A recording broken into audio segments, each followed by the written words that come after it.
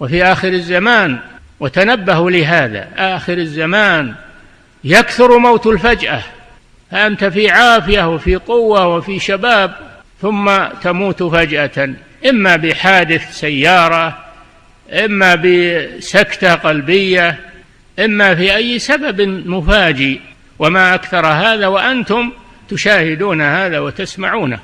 فعلينا أن نكثر من التوبة والاستغفار، ولا ننسى الدار الآخرة، ولا ننسى الموت، ولا ننسى الحساب.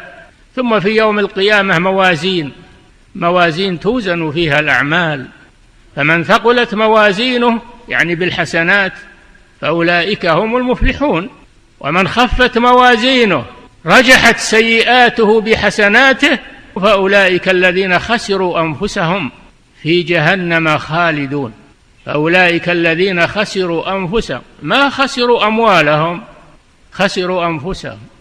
جزاؤهم في جهنم يوم يومين، لا، خالدون أبد الآباد، ولا حول ولا قوة إلا بالله.